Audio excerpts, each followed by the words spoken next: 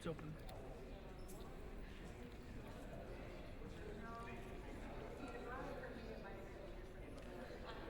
Please make your way back to the Artemis W. Ham Concert Hall for the final segment of today's program.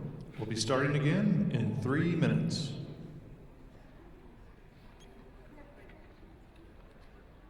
The grooviest.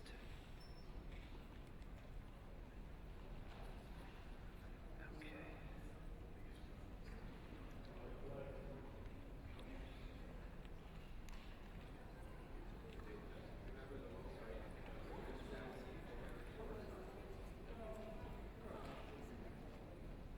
Okay, after this presentation.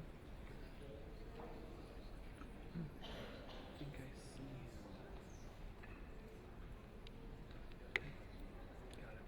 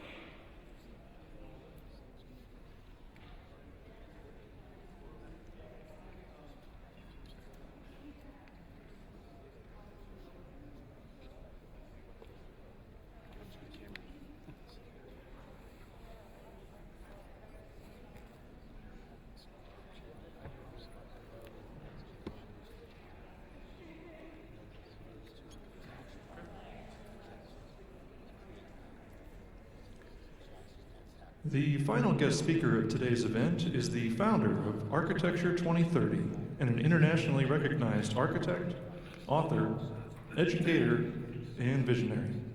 He might also be the only person in attendance today that was selected in the NBA draft. Yes, he's had a long and distinguished career and an equally fascinating life journey. I'm referring, of course, to New Mexico's own Ed Mesria.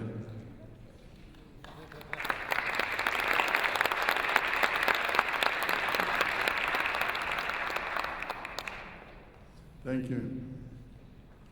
So in the last talk, we were left with the question, how do we get out of this mess? And so I'd like you to hold this thought as we go through this session. We have globally The entire built environment, the building sector, consists of about 2.4 trillion square feet of building.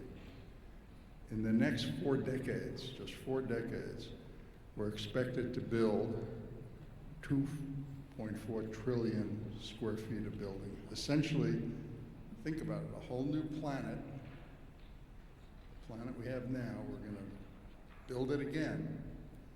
Going to take down some buildings, but add it to what we have. So keep that thought in mind as we go through this and we look to answer the question, how do we get out of this mess?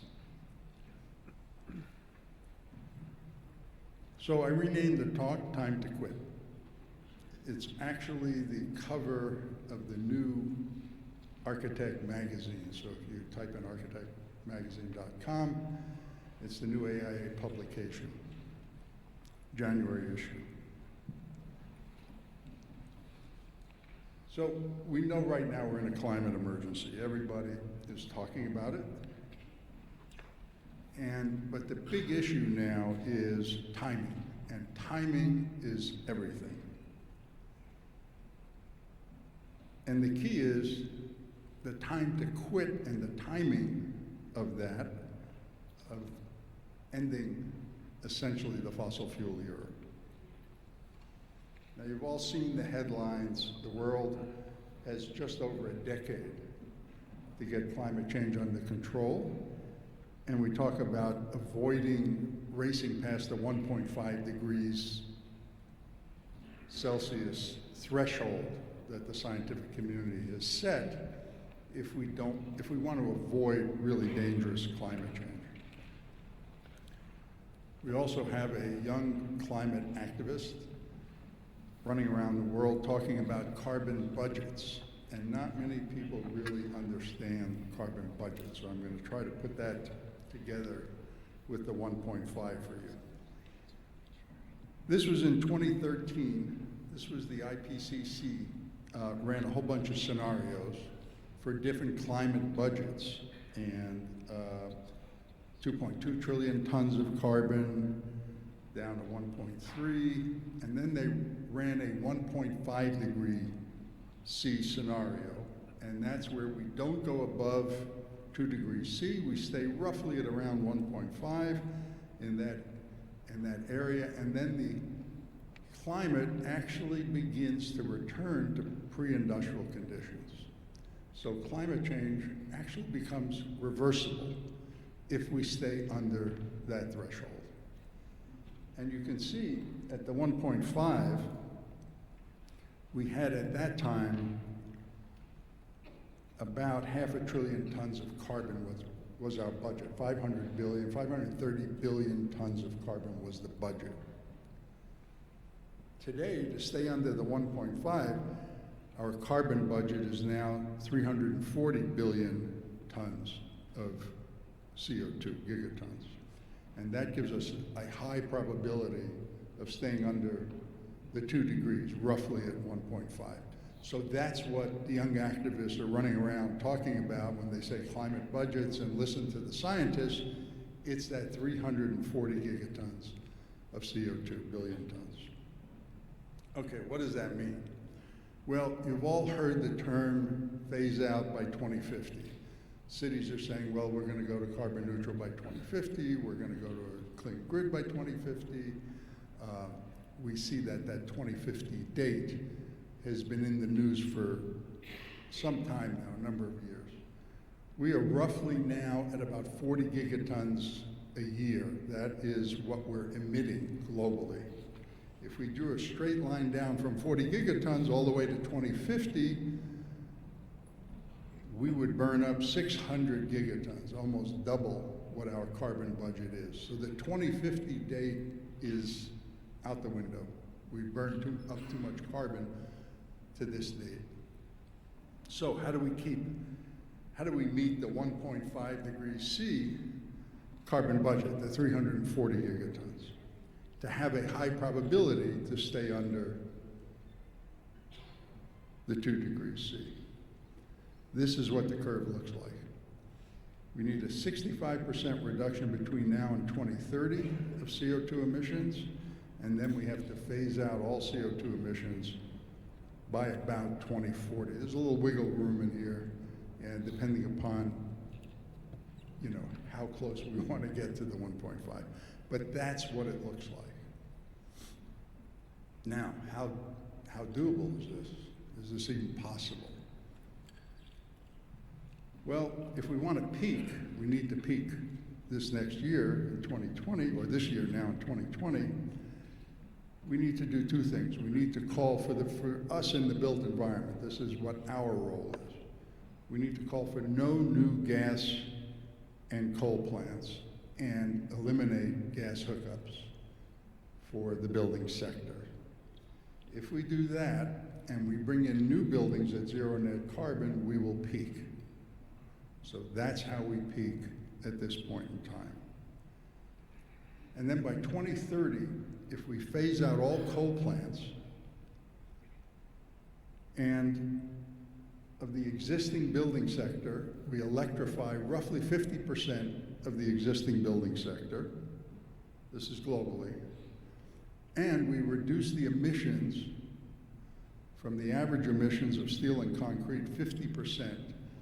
This is what happens if we do those things over the next 10 years. We get right down into the sweet spot. So all of a sudden, a graph that looks almost impossible to achieve doesn't look so daunting after all. And why is that? Well, the price of renewables keeps plunging to where now renewables are much, much cheaper than coal. And we see in the US we're phasing out coal plants at an accelerated rate. And renewables are actually, across the board, reducing dramatically to where now they can compete with gas and oil in terms of generating power. And we're now starting to see electrification in transportation. So the world's largest bank now says it's inevitable that we phase out coal, and that's coming really, really quickly because renewables and renewable electricity is now competing with oil on the world stage. Berkeley, a few months ago, 3-4 months ago, enacted a gas ban, no new hookups for new buildings of natural gas. Within 3 months, 13 cities had already passed gas bans in California. It's now over 20 cities, and it's spreading to Massachusetts, New York. The governor just announced 3 days ago, $2 billion to get off of natural gas in the building sector. So this is spreading really quickly. And even under Trump, renewables this year hit a record high in terms of expenditures and investment. So things are moving fairly rapidly. So what about that 2.4 trillion square feet? So we know that by 2060, roughly, the projections are that will double the global building stock. We also know that most of that construction is expected to take place in urban areas, in cities worldwide. And you've heard the term that we're building in New York City every 30-something days. That's where that comes from. But where is all this construction going to take place? In order to answer that question, how do we get out of this mess? We need to know where all this construction is going to take place so that we can sequence what we do. It's a map of the world. The darkest dot will be construction between now and 2030, roughly the next 10 years.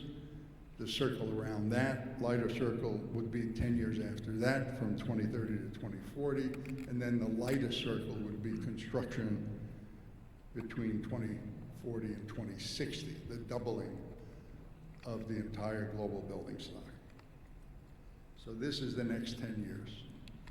So we see plenty of construction in the US, in North America, and Canada and Mexico.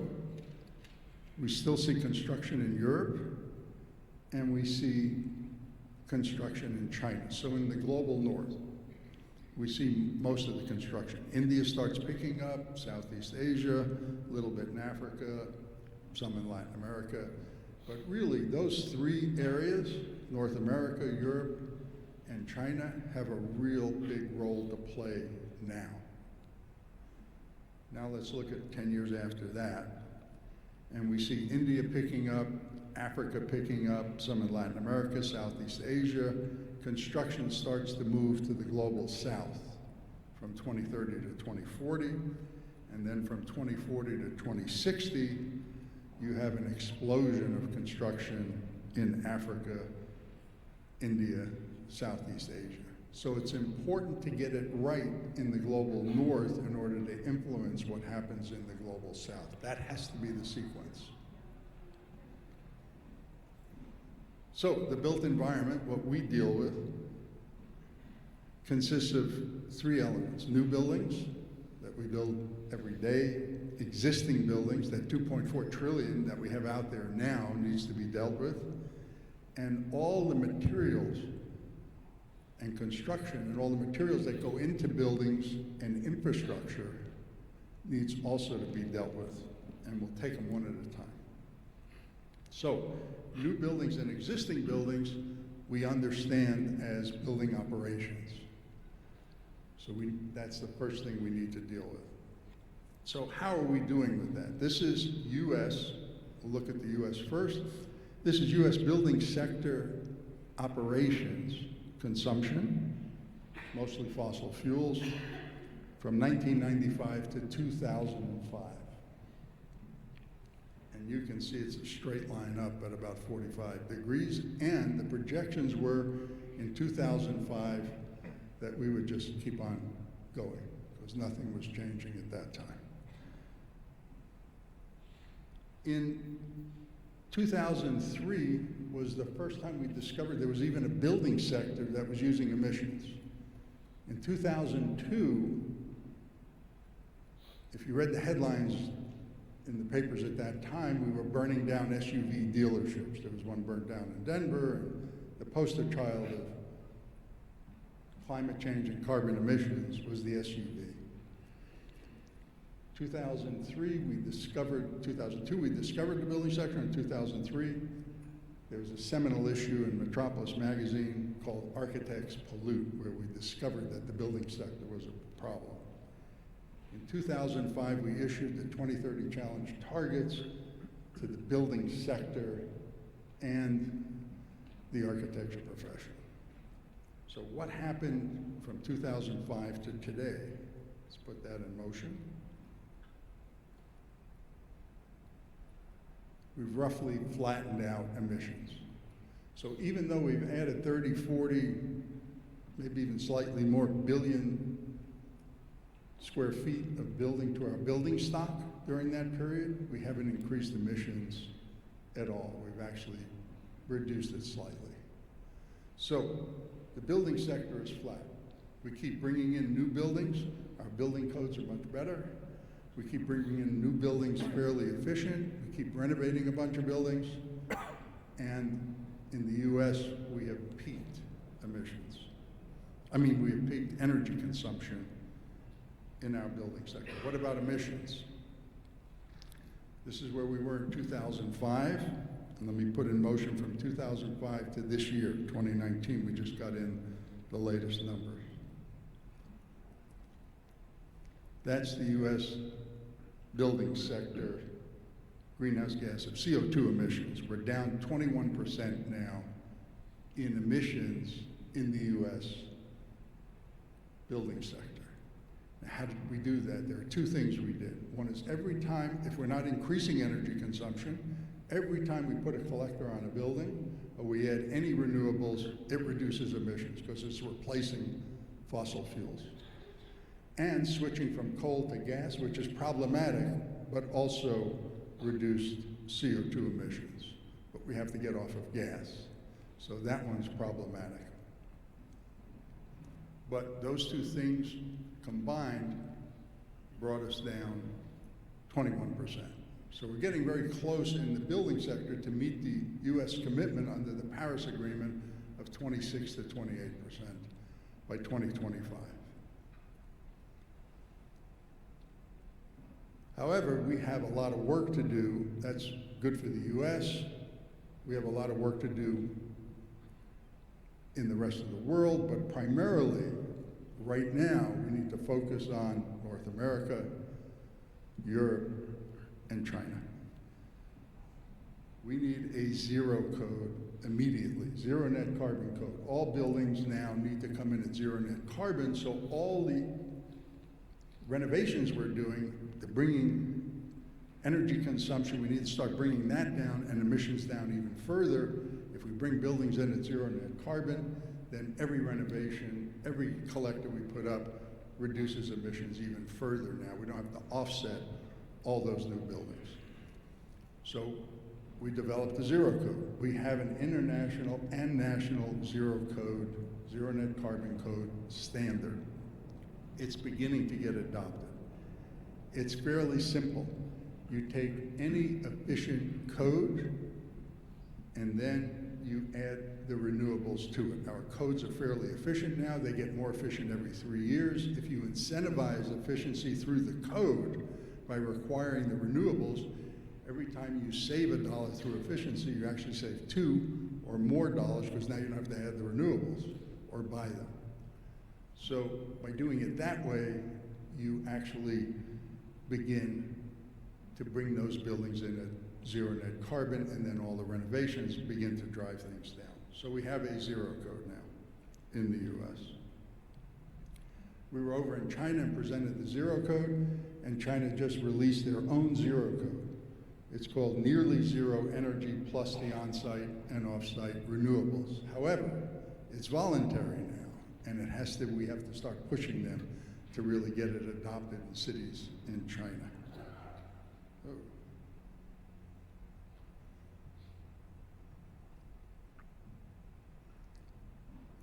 The European Union is mandated, all the countries of the European Union are mandated now to have a zero net carbon code. They call it a nearly zero energy building code standard. So it's nearly zero energy buildings plus the on-site and nearby off-site renewables.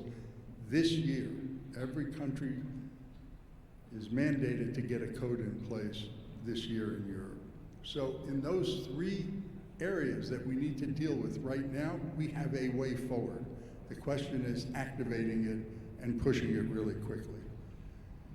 The good news is we put in a zero code in the International Energy Conservation Code as an appendix so that on any, if you're at the 2021, 2019, 2016, whatever international energy conservation code you're using, you can add the appendix and get the zero net carbon. So essentially now, every city in the US and around the world can activate a zero code.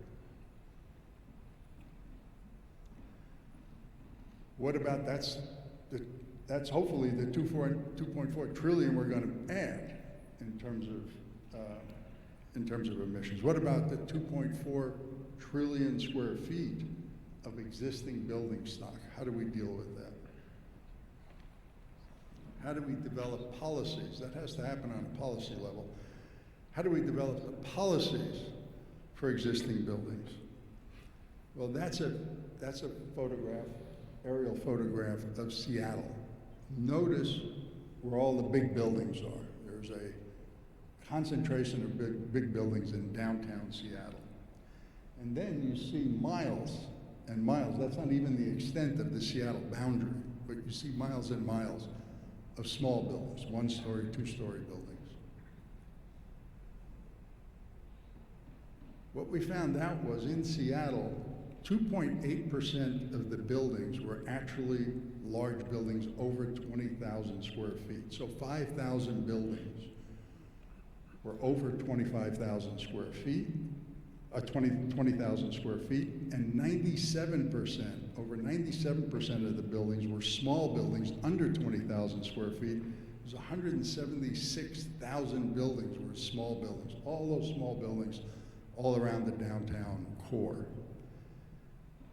And what was equally amazing was that 2.8% of the buildings, those 5,000 buildings, were responsible for 45% of all of Seattle's building sector emissions. So very few buildings are responsible for roughly half of Seattle's buildings. And then you have hundreds of thousands of other buildings that are responsible for the other half.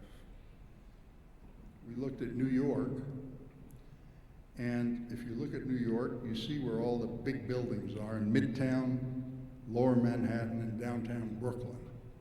And then you have miles and miles of small buildings. And in New York, the cutoff was 50,000 square feet. Less than 2% of the buildings, or 26,000, a little over 26,000 buildings in New York are over 50,000 square feet, the big high-rises in those three areas. And almost 1 million buildings are small buildings under 50,000 square feet. Those 2% are responsible for 48% of all New York City's greenhouse gas emissions. This is Long Beach. You see along the water all the tall buildings. 1% of the buildings are over 10,000 square feet in Long Beach, and they're responsible for 50%. And then you have miles and miles of small buildings. Look at any city in the US. We looked at every city. You have the same exact set of numbers. You just have to set the threshold. That's Boston, that's Philadelphia, that's Los Angeles, and that's Las Vegas. We also know that if you undertake energy efficiency improvements or energy upgrades, like trading out boilers for heat pumps and things like that, if you hit a capital improvement cycle, it costs about 75% less to do the upgrades. It's actually cheap. The payback is really quick. If you're hitting a capital improvement cycle, all the setup costs and all that, that's all taken care of. You don't have to redo all that. So if you can hit a capital improvement cycle and target what you do to those points, you overcome the entire issue of cost, the whole economic issue. So how do you do that? Well, you need policies for big buildings. You have very few big buildings. And then you need a small buildings policy, which is very different because you don't want 1 million people banging on your door, you're making me do this and you're making me do that. You've got to phase it in at building intervention points. So let's look at big buildings. How do you develop a policy for big buildings? You require building electrification by 2030. You give them 10 years to hit a capital improvement cycle, and then you require on-site or off-site and/or off-site renewable energy to get those buildings to zero net carbon. And you provide incentives so you don't get them all stacking up in 2030 for the people who want to go early. You give them incentives. You don't have that many buildings. You give them incentives to go really early, and so you spread it out over that 10-year period. Okay, what about these millions and millions of small buildings? You require electrification at what we call building intervention points, and then you require the on-site and off-site. You get over the hump of cost and financing when you do that. So what are building intervention points? Point of sale is a huge one. When a new owner comes in, they're getting a mortgage, they have money, they're usually going to renovate. The cost is cheap to get them to zero net carbon. Point of a major renovation or equipment change outs, those are other intervention points. Or if you're coming in for a zoning or use change, you're usually going to upgrade and you're getting something from the city that increases the value of the property, you need to go to zero net carbon.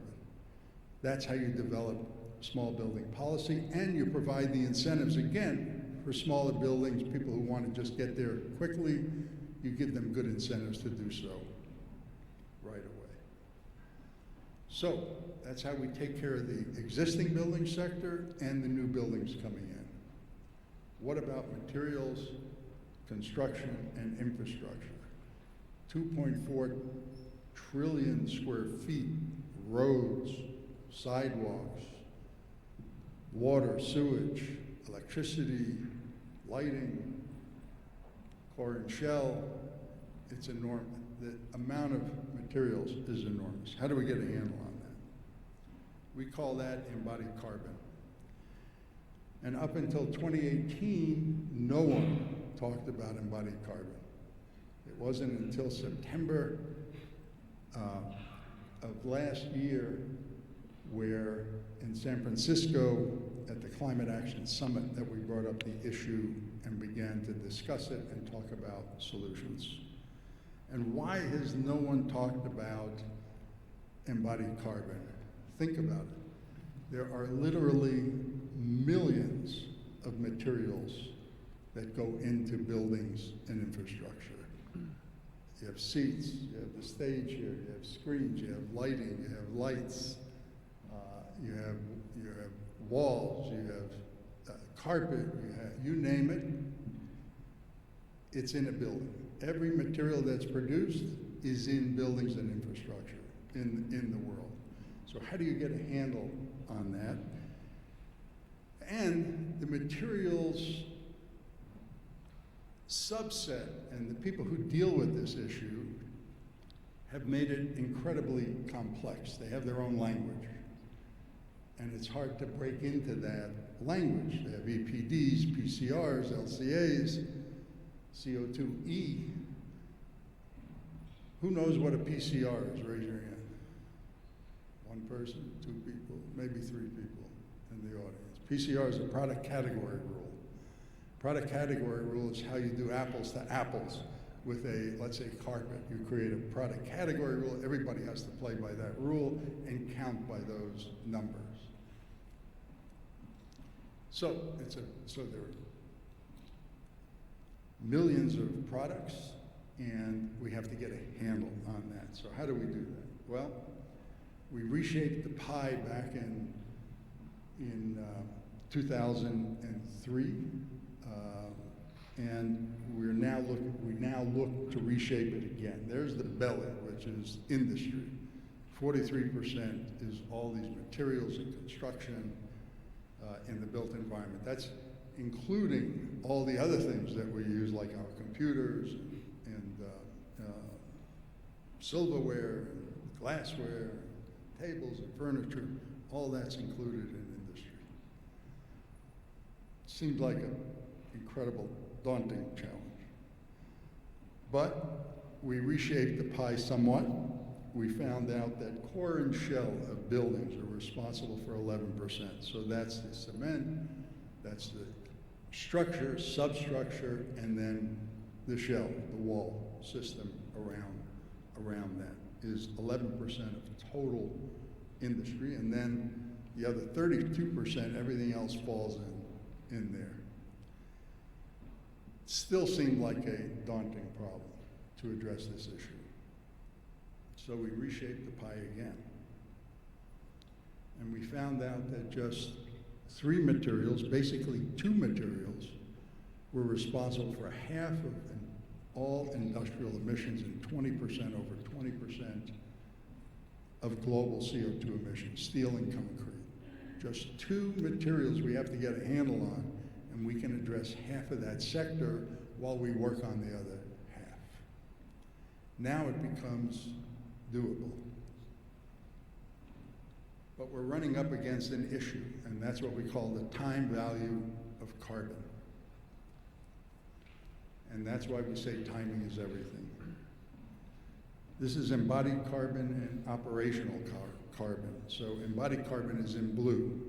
In year 1 of the buildings built between now, 2020, and 2060, that 2.4 trillion square feet, in year 1, of those buildings, so this is the buildings just built in 2020, almost all of the carbon is going to be obviously in building the building, because the building's only operating for a year, so there's only very little bit of carbon that's expended during this period. If we look in year 2, we build about the same amount, and we took this out building roughly the same amount annually all the way out to 2060. In year 2, we have the same amount of carbon in materials and construction. Now we have 2 years. We have buildings now built in 2020 and buildings built in 2021 operating. So in 2021, the operational carbon is a little double. That's year 3. Now let's take it all the way out to this is to 2050. So between now and 2050, 48% of all the carbon in the buildings built in the next 30 years is going to be building operations, and 52% is embodied carbon. So roughly 50-50 of all the buildings built in the next 30 years. However, we saw we have a 340 gigaton budget, and we have to get a 65% reduction in 10 years. So let's pull this back to 10 years, and we see that over the next 10 years, 28% of the buildings built in this next 10 years is operational carbon, and 72% is embodied carbon. And if we get a zero code in place, then all of it is embodied carbon. So we've got to get a handle on that. We also know that in a building, in just the building sector, 55% of all the embodied carbon is in the substructure and structure. Basically the steel and concrete, 33% in the covering and the building enclosure, and then the rest is in the interior. We also know that if we're renovating buildings, that we know where a lot of that carbon is. Carpet is huge in terms of carbon. And so we know how to get at that also. And all of a sudden now, in the last 2 years, all sorts of things are popping up.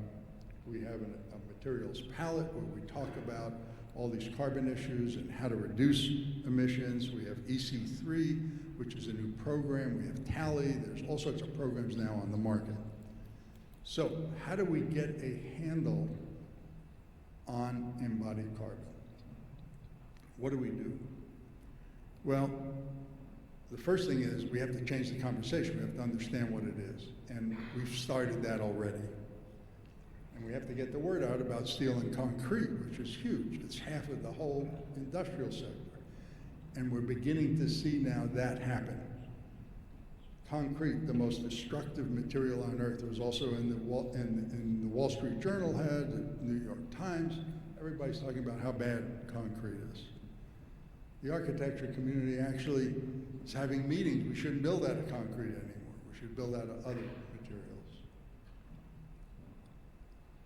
And steel, not far behind. Right after concrete, headlines now, steel makers are next in the crosshairs as climate pressure grows. And mass timber is giving steel and concrete a run for their money. All of a sudden now, everybody wants to build out of timber. And we know that if it's sustainably sourced, it actually could be zero net carbon.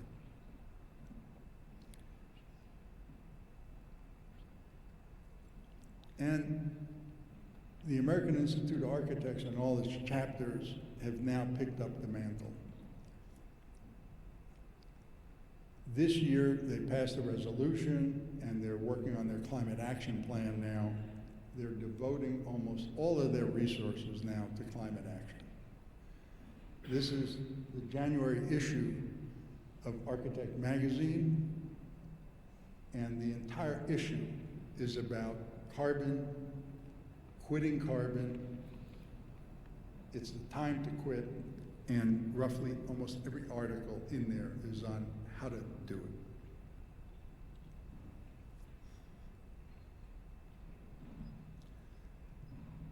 So, what are the things we now need to do? We started the conversation. We need to reduce, sequester, and reuse within our building community. Let's talk about reducing. That's a planning, design, and specification issue. That's creating growth boundaries so that we densify and we don't keep increasing the road structure and infrastructure. We look at infill rather than spreading out at the boundaries of cities, using the infrastructure that's available. We look at optimizing structure so that we're not just throwing extra material at structures and oversizing. We're looking at using low to zero carbon materials that are now coming on the market. If we just use US steel rather than importing steel, we reduce the steel's emissions from the average by about 50%. Because in the US we use electric arc furnaces, everywhere else they use coal furnaces and virgin steel. We use recycled steel and electric arc furnaces in the US. So just that one thing gets us a 50% reduction. And we're starting to see public policy. The first policy now in Marin County on concrete, on requiring low carbon concrete. What about sequestering? We need to go to carbon positive materials in landscape, zero carbon, carbon positive. Wood is becoming now a favorite within the building sector if it's sustainably sourced and harvested. And we see now, because of the pressure of wood, we see the building codes changing now to allow high-rise structures made out of mass timber. That just happened last year. We see carbon positive aggregate, actually making aggregate for concrete out of CO2, taking it out of the air, making aggregate, and then sequestering it in concrete. Blue Planet is pioneering that. We see carbon positive block walls, excuse me. Carbon Cure, another company, is taking CO2 and injecting it into the concrete mix to strengthen the mix and change the properties of CO2 so it permanently gets rid of the CO2 in concrete. And they're now looking at a full cycle plant, taking all the carbon from making the cement and then putting it into the concrete. The first plant will be in Los Angeles. There are ways to sequester carbon by increasing forestry, soils. And lastly, we talk about reuse. The building you don't build is the building where you save a huge amount of carbon by reusing existing buildings. And those are planning and design strategies. Upgrading areas and repurposing areas rather than tearing them down and rebuilding. Adaptive reuse and using recycled materials and local materials to save on transportation. And there's now a whole movement on deconstruction and material reuse, that we design our buildings so they can be deconstructed and then the materials reused so we don't have to trash them and burn them. So the question becomes, how do we get out of this mess? Can we meet the 1.5 degrees C carbon budget? And I'm going to leave you with this thought. This is a scale 1925 all the way out to 19 1952. That's 27 years, roughly the time frame that we want to get all of this under control. In 1925, we had what's considered the first modern building. There was some discussions on which one was more, but it was roughly around 1925 was the Bauhaus, where we didn't have just masonry walls and short spans, but now we had concrete pillars and columns and large spans, and we can actually then get light deep into a space. So rather than little small spaces, we now open the building up. That was the first modern building, and they hung the glass wall off of the structure.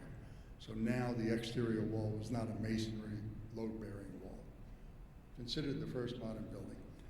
At that time, to give you an idea of what things were like, the Model T had just come out before that, and in 25, they added a little piece to the back of the Model T, and that was the first truck, Model T truck, that actually came out. So that's what times were like then. In 1927, we had the first transatlantic call, was in 27. In 1932, we had an exhibit called the International Style. Took the Bauhaus teachings and everything else, and at the Museum of Modern Art, Philip Johnson created an exhibit called the International Style. Now, at that time, there was no transatlantic flights or anything. You had to come over on a steamer in order to give a lecture, and then take a train somewhere to another university somewhere. So it took days and days to do any of that. But the International Style then started to happen. It wasn't until 1935 in Newark that we had the first commercial airport actually taking flights for commercial use. In 1939, Frank Lloyd Wright designed the Johnson Wax building, and you can see the columns, big open space. The modern movement was now well on its way.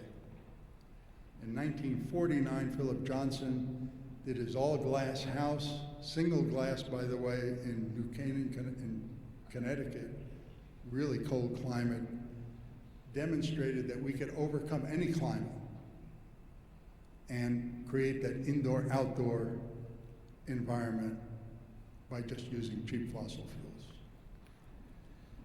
By 1952, we had high-rise buildings built with single glass curtain walls and panels all around the world. The entire world by 1950s was totally transformed. So from 1925 to 1950, over 27 years, we transformed the entire world. Now, all the buildings were rectangular. And that was because these are the materials we used to design all those buildings during that period. There was a T-square and a triangle. You see the ink pen. There was two prongs. You had to dip it in an inkwell to get the ink into those two prongs, then clean it off, and then draw a straight line with the triangle and T-square. And we had bumwad at that time as a great term, so I thought I'd put that in there. We used sketch at that time. It's pretty primitive. It took years to develop a set of construction documents. And when you draw with the ink pen, it would invariably leak under the T-square and the triangle, and you'd get a big blob of ink on your drawing, and the only way to get the ink off was with a razor blade. There were no erasers to do that. So think about how long it took. Now, the Lever House was built during that period. These are the tools we had to design the Lever House. Think about how long it took to do that. And then the Sequence building, huge skyscrapers, were done with those materials. And there were no curves. We had French curves, and we can draw a curve, but you couldn't dimension a curve in 3 dimensions. So every building built, except maybe a half circle, every building built in the world was rectangular. And for structures, we had no computers, everything was done by slide rule. The great invention was the rapidograph that didn't come in until the 60s. This was after all these buildings were built. You could actually draw a line, not get the ink to come in under and take you years to do a set of drawings. The first Mac didn't come in until the 80s, in '84, and not until the 90s did we have the first laptop. So we changed the world in 27 years with primitive materials that took forever to get things done. Think about what we have now and how fast we can do things. So when we talk about between now and 2040, that the world is going to change, we have all the tools we need to make that change happen. We're going to bring all of that I showed, we're going to bring all the experts in March to Los Angeles to a conference. And the conference, we're looking at a how-to conference. So those who can begin to demonstrate the materials we need, carbon cure, steel, carbon sequestration, the zero codes, all of that we're bringing to a conference called Carbon Positive 20 in LA. And we're doing it with Architect and Hanley Wood. And Hanley Wood just sent this over to us. If you come to this conference and you actually paid to come to this conference, they're going to discount the cost of coming to this plus a little bit to go to the conference in LA. So if you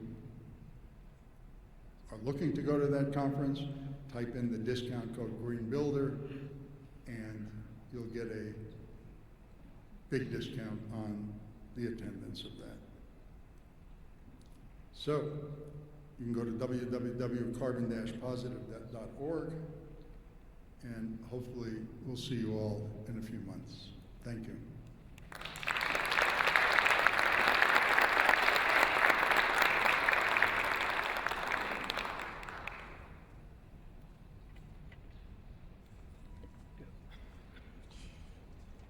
Here to share some final thoughts, the Green Builder, Ron Jones.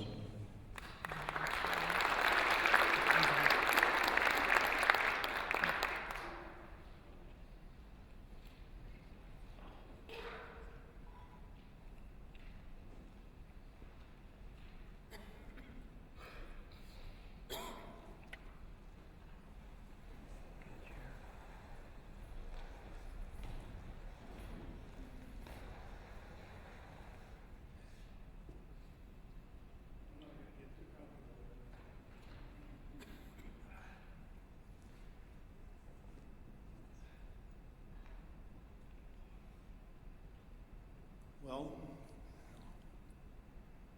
pretty amazing day of presentations, I must say.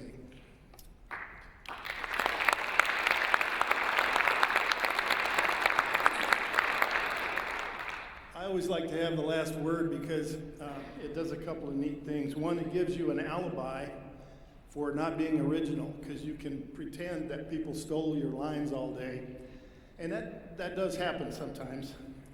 But it also gives you a chance to sort of plagiarize the best ideas and pick up things that matter and mull over them a little bit before you have to kind of give a little closing.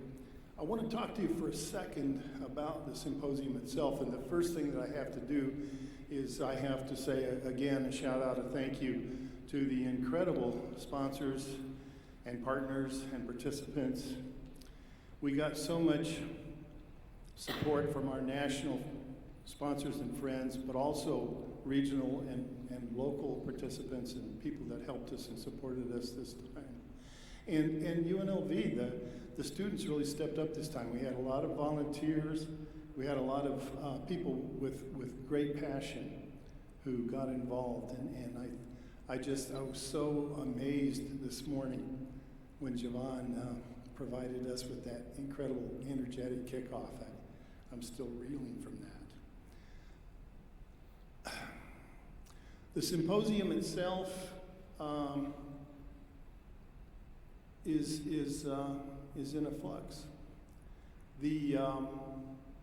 When I originally proposed the idea of the symposium to the Green Builder Media team 4 years ago, part of the reason that we scheduled it up to this point on the day before the Design and Construction Week show opens is because we wanted to harvest attendance. We wanted to harvest the energy from the residential building sector. We knew that some of the great minds and the great practitioners, the manufacturers, the innovators,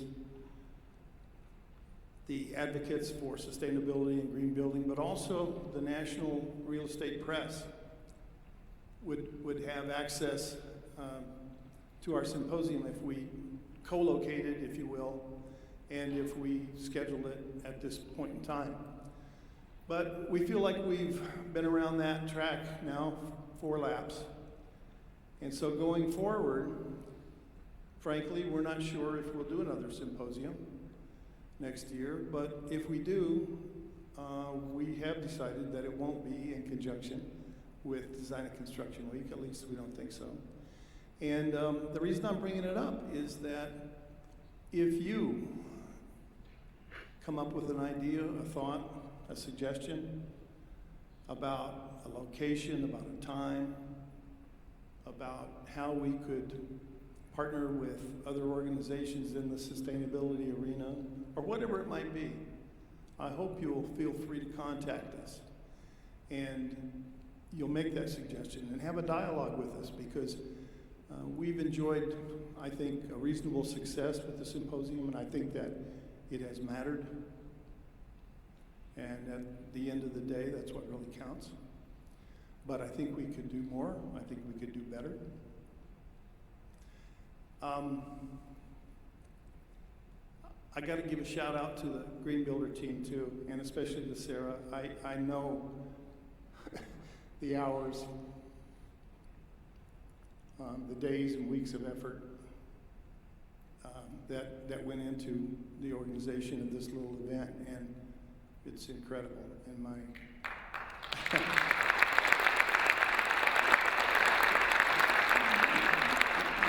heart is full for the whole team. So now I get to plagiarize a little bit. I had so much fun listening to the speakers, and of course it made me think about things. You know, you always relate ideas that you hear to your own experience and to your own thinking and your own desires. And so, you know, it's kind of funny. I'll be, if you're lucky, the last gray-haired white guy that quotes Dr. King today that you have to listen to, but I do want to quote Dr. King, who said that if you can't fly, then run. If you can't run, then walk. If you can't walk, then crawl. But whatever you do, you have to keep moving forward. And it's time for the symposium to move forward, and I'm happy with that, and I'm at peace with that. There was something that Andrew said this morning, too, that I wanted to mention. There was a little line that just slipped by on one of his slides where the quote said that companies can't afford to be bystanders. Well, in my little pocket calendar that I carry around, I have scrawled a little phrase that I remind myself of from time to time that says, the saddest person in the world is a bystander. And so I would layer that on to the thought that Andrew shared with us. And I would say that That's what we all have to do. We have to find a way to transcend it and to be participants. We may not be the sword, we may not be the heroes, but damn it, we can be in the game. We can matter. Kalpana, and then later, Rihanna, mentioned to us that it's not just what we build, but how we build. And I think that that message could not be more important today or any day. It's something that we all need to carry with us at all times. And then Gene, and I love Gene. I love his quiet strength and wisdom. Pointed out that options are not the way to change. You have to set a higher standard. And it reminded me that sometimes I poke fun at the mainstream building industry and I say, if it was up to mainstream home builders, indoor plumbing would be an option. And sadly, there are jurisdictions in the United States of America where that's actually true. And we got to find a way to raise that standard a little bit, because that's not good enough for anybody.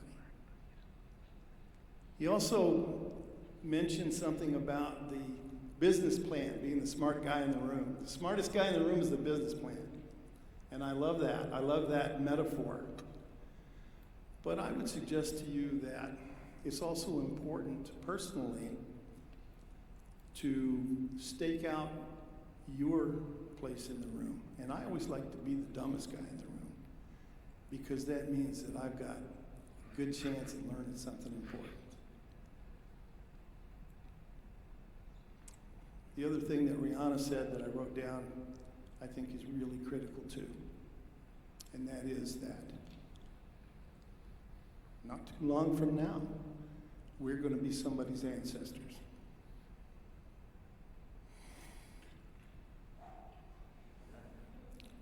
That's a big load.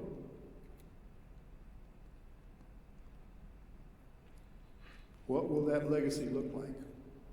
I'm fearful, but I'm also hopeful. You know, Ed said, how do we get out of this mess? And I'm reminded of the two greatest political satirists in the history of the United States. From the 1900s, Will Rogers, and from the 1800s, Mark Twain. And Rogers, I love to quote Rogers. I guess I just want to be a cowboy, but Will Rogers, says things like, I don't make jokes, I just report on the government. He said, if stupidity got us into this mess, why can't it get us out of it? And there's a dozen of them that I could give you, but the point is that it's really going to be up to us, and we have to keep a sense of humor about it and not take ourselves too seriously in that process. I'm reminded a little bit of my own history, and I hope you indulge me for a minute on a couple of very personal points. In the late 70s, I was an undergrad studying architecture, and I started a construction firm at the same time, and I was remodeling apartment buildings with cockroaches the size of sea turtles, and just doing some really rough jobs, tough stuff. And but things got better, and I was getting sweeter jobs, and was actually getting a chance to do some design work, even though I was still an undergrad, and frankly, I think I was doing better projects than a lot of the people that were on the faculty at the school. But that's beside the point, I guess. So I decided that I wanted to do both. I wanted to design and I wanted to build. And I'm actually more of a builder and always have been. I love to design.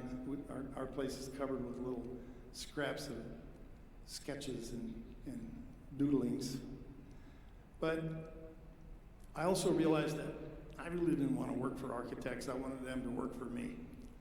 So in 1983, I had enough experience as a superintendent to test for my own license, and I was successful in gaining a general contractor's license, which I still hold today. And very proudly, after all these years, I'm still licensed to build anything but airports and hospitals, even though I don't build for clients anymore.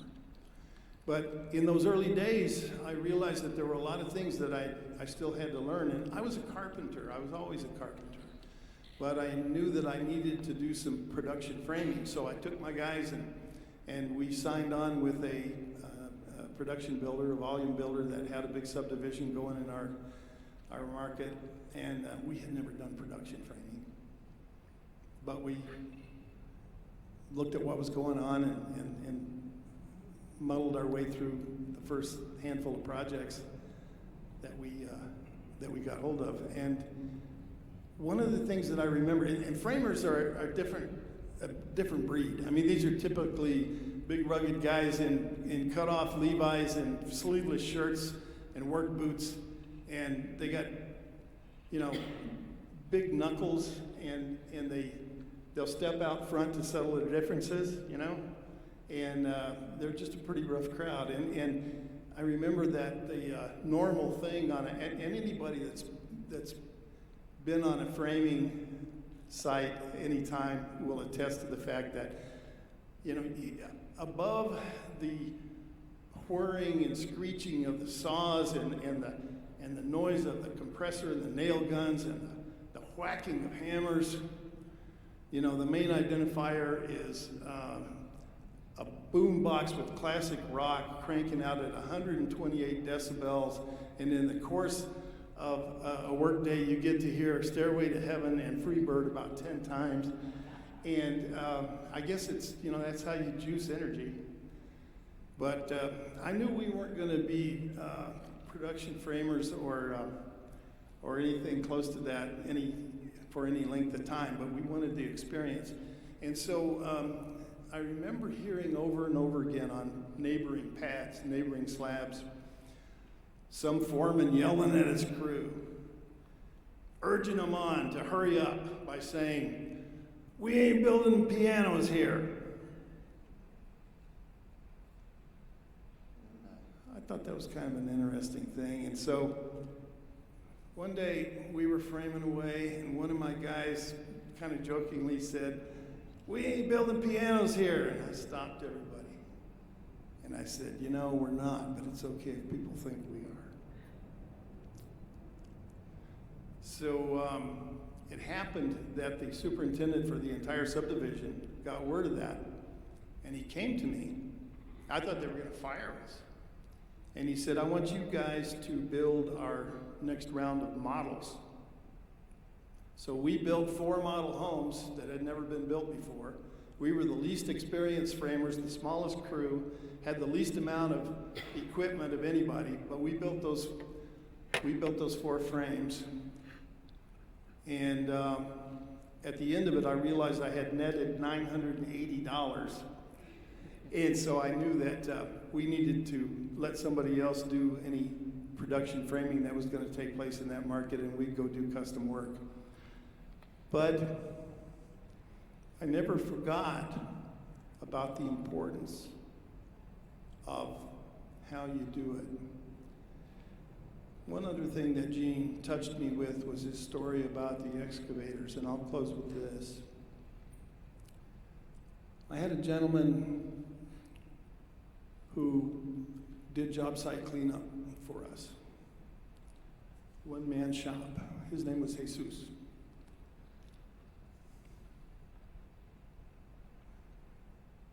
Some of you have heard this story before. And even a quarter century later, it's still hard for me to tell. Jesus had moved to New Mexico from California, where he was a machinist. And he made a really good living there, but he was worried about the direction that his son was headed in because of the influences in the neighborhood and just the culture, and he wanted a simpler, little safer life for his family. So he moved to the Rio Grande Valley, and he couldn't make a living there as a machinist. The wages, the pay wasn't high enough at that scale. So he became an entrepreneur, and he bought this raggedy-ass old Ford truck, flatbed, and he went around and solicited work, cleaning up job sites and hauling away material. I want to tell you something. When Jesus cleaned up your job site, at the end of the day, you wanted to spread out a blanket and set a picnic. Because that's the amount of pride that he took in his work.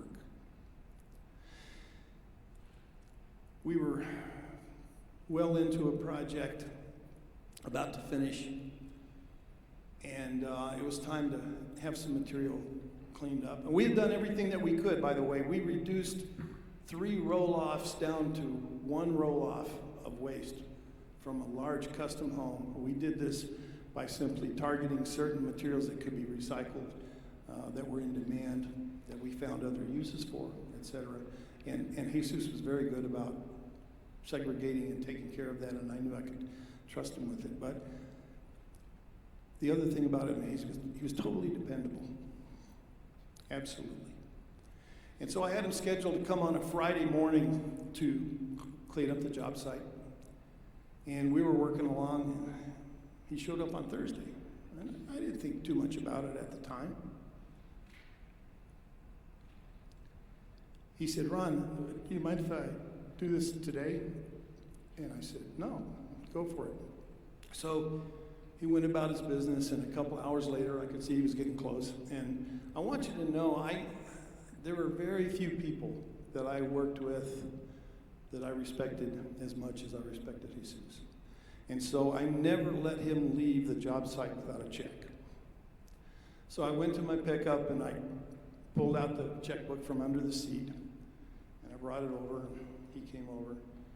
And I said, "Hey, Jesus, what owe you today?" And he said, $200. And I said, "Hey, Jesus, look at that load." And he said, "Okay, $300. So I wrote a check, gave it to him. I said, "Hey, Jesus, I'm just curious, how is it that you happen to be early?" And suddenly his face went down, his eyes went dark. And he said, "Well, I got a call from my family in Mexico. My father's dying." And I said, "Well, what are you going to do?" And he said, "Well, I have to drive down there." I said, "How far do you have to go?" He said, 1,200 miles. I said, "How are you getting there?" "Well, I'm going to drive." I said, "Hey, Jesus, what are you doing here?" He said, "Ron, I wouldn't leave without taking care of you first."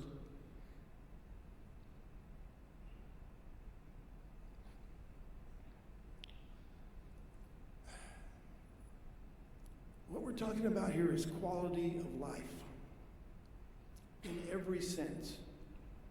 We were here for Consumer Electronics Show, and I talked to several manufacturers and vendors, and I proposed the idea to them. I said, you're all selling the same thing. You're selling quality of life. And the perception of that quality is going to be up to each individual customer that you approach. But at the end of the day, that's what you're doing. It's about quality of life. I would suggest to you that if we all approached what we do and how we do it with the same intention to provide quality of life that Jesus provided, we would all be building pianos. So thank you all for spending this day here, your time, your resources. I hope that you have a marvelous 2020, and maybe we'll see you next year somewhere.